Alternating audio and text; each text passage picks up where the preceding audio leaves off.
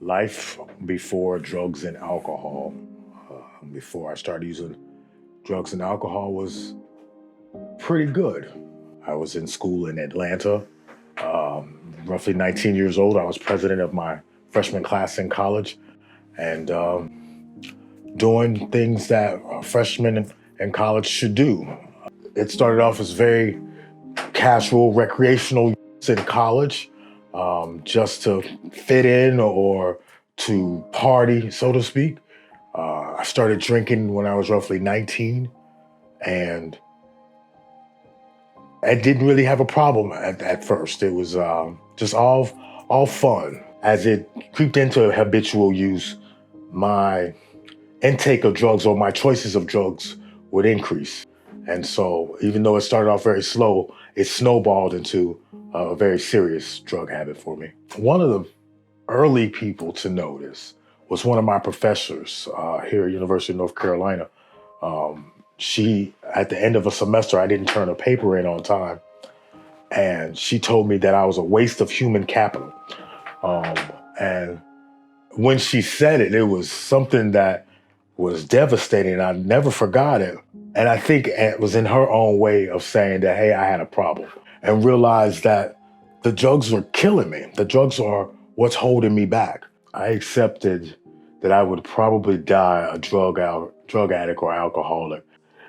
I mean, that's my definition of despair. I would look myself in the mirror and say to myself, this can't change. This will never change.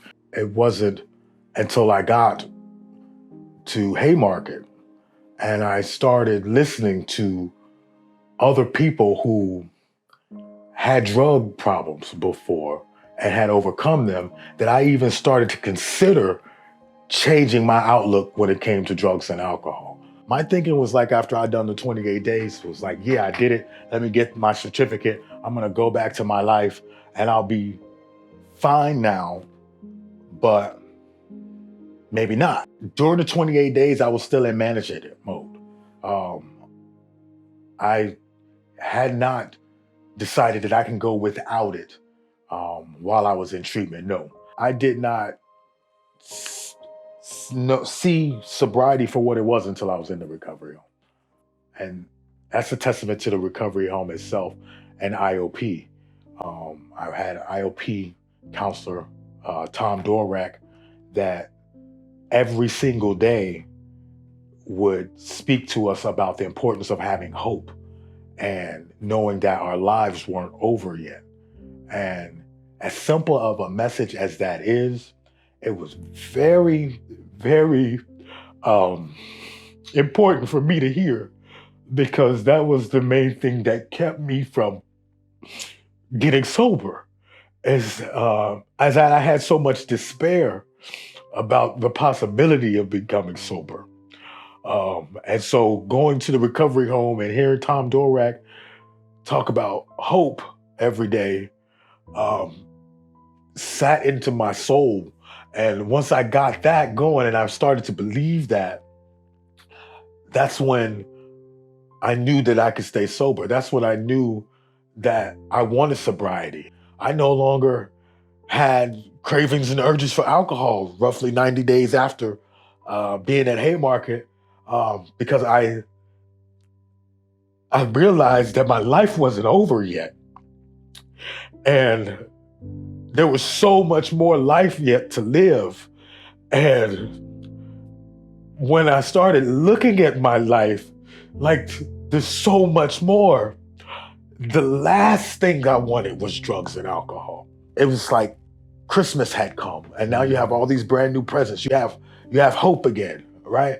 And you haven't had hope in so long, you don't really know what to do. So now I just started designing my life. I said, what do I want? And I said, I wanted to go back to school and I want stability and I want to make my mom proud of me. And so I started doing a to-do list. And I started to make a to-do list of everything that I wanted for the next 6 months. I bought a laptop. I applied to the school, applied for financial aid. applied for in-state residency. There was a mountain of things to do to get my life where I wanted it to go. But I had full confidence that I could do it because no longer was the barrier of drugs and alcohol standing in front of me. There was no distraction. I left with 6 classes left before I graduated. I am back to finish the classes that I had remaining when I started using. And I have hope again, and I plan on finishing the bachelor's degree and enrolling in a master's program here at the university. If I were to talk to someone that was in my shoes that was considering a place like Haymarket, I would tell them that Haymarket is a serious place where serious recovery is going on. And if you take your life and your future seriously and truly want to learn how to stop doing drugs, that's the place to go.